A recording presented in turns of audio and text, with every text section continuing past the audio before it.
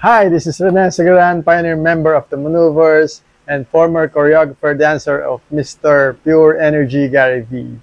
Welcome to RAS TV!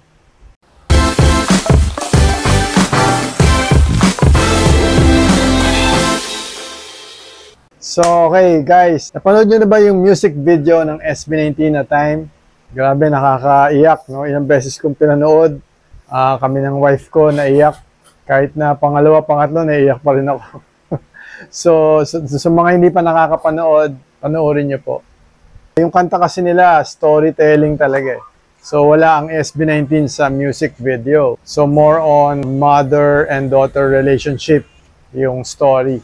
So, si daughter, nagwo-work sa ibang country as caregiver. No, si mommy nasa Pilipinas, mag-isa na lang din. So, syempre, pag mga overseas Filipino workers, 'di ba, talagang pag nasa abroad, grabe trabaho niyan, no? Minsan nga wala na silang time sa sarili nila. Hanggang sa yung daughter niya, hindi niya na namamalayan, napapabayaan niya na yung sarili niya. Kasi madalas, 'di ba, pag may mga pangarap tayo, talagang trabaho tayo ng trabaho, minsan nakakalimutan na natin na kamustahin yung mga mahal natin sa buhay, or minsan naman talagang sa sobrang busy mo, no, wala ka ng time para kamustahin sila or lumabas kayo or magkita-kita kayo. So puro work, pahinga, work, pahinga. So cycle siya, ganun ang nangyayari. Hanggang sa humina yung katawan ng daughter niya. So yun, inaalagaan niya yung patient niya, pero yung pala, yung sarili niya, hindi niya na naalagaan. Hanggang sa nagkasakit siya, kumbaga nauna pa siyang nawala sa mundo, no? Meron dong part na parang humingi pa siya ng recipe, no, doon sa mom niya kung paano magluto ng isang ulam. Parang kare-kare ata yun, eh. So, meron bang step by step na directions. Tapos yung, ito na, yung part na, no, nung wala na yung daughter niya, parang pinuntahan niya yung tinitirhan doon sa scene na yun. Yun talaga yung nakakayak na part. Pagbukas niya nung ref, may note doon, no? So, yun, nung binasa niya, yun, nakakayak yung part na yun.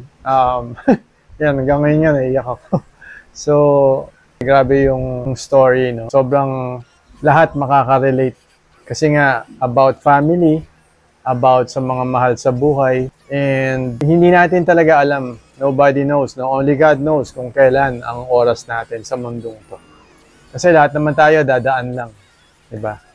So kaya nga napaka-importante ng oras. Hindi na yan pwedeng i-rewind, hindi pwedeng i-reset.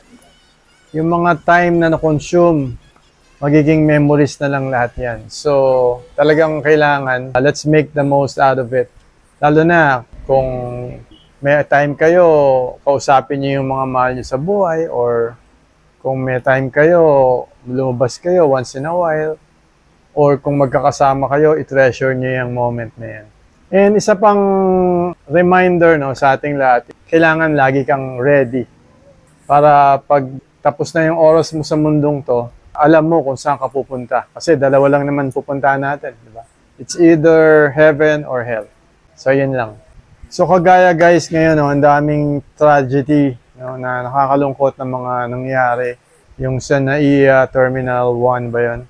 Biro mo, 5 years old, saka isang mami ata yung isa. So, tapos yung sa ECTEX na accident, no, maraming namatay. So wala sa edad eh. Wala rin sa kung ano yung condition mo right now. Eh, hindi natin alam. Minsan nga, may taning na yung buhay mo eh. Diba? Pero yung isa, walang sakit, parang nauna pang namatay yung isa. So, nobody knows, no? Minsan, no, sa buhay natin, marami kang time sa family mo, pero minsan naman, yung income mo, kulang. Pag naman malaki income mo, syempre, sobrang busy ka sa work, wala ka namang time sa family mo. So, swerte yung mga people, no, na mayroong financial freedom. Meron silang money and meron silang time para sa mga loved ones nila. Okay, so ano ba yung part ng video na talagang tumagos sa puso nyo?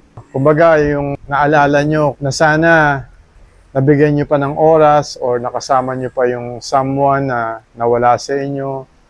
Kindly share it in the comment section. So guys, don't forget to hug your loved ones, parents nyo, mga kapatid, asawa, anak, no, relatives, mga friends, kung sino man, no, na sa tingin nyo, kailangan yung bigyan ng time. Do it right now, habang may oras pa.